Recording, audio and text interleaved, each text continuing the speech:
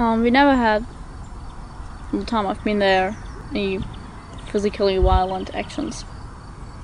We haven't had any students hitting someone else or hurting other people. And also because it's a really small school, everyone knows everyone else and everyone knows what everyone else is doing. So there's sort of not much that people don't know about. We're always very aware of problems or conflicts people might have, and all very aware of special situations and attentive to those situations, and everyone tries to smooth things out if something's not going so well, and it does work quite okay.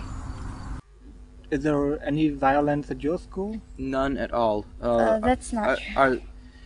No. Our school, first of all, there's a very big problem of violence in schools in Israel. An immense problem. I think Israel is one of the most violence in schools in the world. Maybe second place, I think, or even first.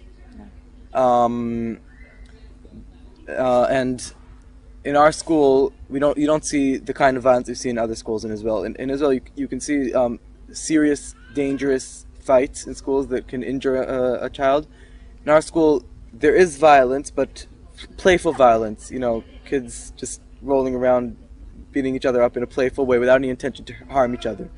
And there's complete intolerance for actual violence in order to harm other people. If a person comes and, punches someone, they could easily just get kicked out of the school for that one act. If it's just verbal, and people can be very angry, and we'll just let them be angry and yell at each other. Yeah. But the minute that somebody actually goes to commit violence against someone else in anger, then they get separated, and those are very, we take those complaints very seriously. We had about 3 boys that were 14 years old the first year that were very violent and aggressive and, cursed at people and hit people. And one of them actually got kicked out, the school meeting told him, "You're expelled." And the other 2 were suspended for months and told that if they wanted to return, they'd have to present their case to the school meeting and convince the meeting to accept them back into the school, but they didn't come back. Whenever we suspend anyone, we have a conference with their parents and them, and we talk. Usually we try to make sure that the people that are on the conference are people who are sympathetic to the person. Yeah. They're not just there to emphasize the punishment. Mostly they're there to say, a lot of times we try to get a kid on the conference that had trouble when they were younger, with their own anger, and so they can say, if you have an 8-year-old that hits people, and you're trying to deal with that, having a 15-year-old on the committee that says, oh yeah, when I was 8, I had trouble with my temper and I used to hit people and it was really hard for me to learn to do it, but I did, and these are some of the things I did. That's always our goal in these conferences. I know there was a time when I threatened to cause serious bodily harm to another student, and then tried to do it. I think that was the worst thing I ever did. I got suspended for 3 days for that. Everybody ever did.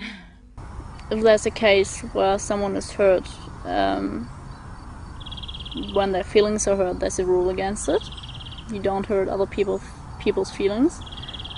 And it works quite well. I've often heard little kids saying, "Stop, you're hurting my feelings, there's a rule against that," or "Stop it, I'm gonna put in a complaint."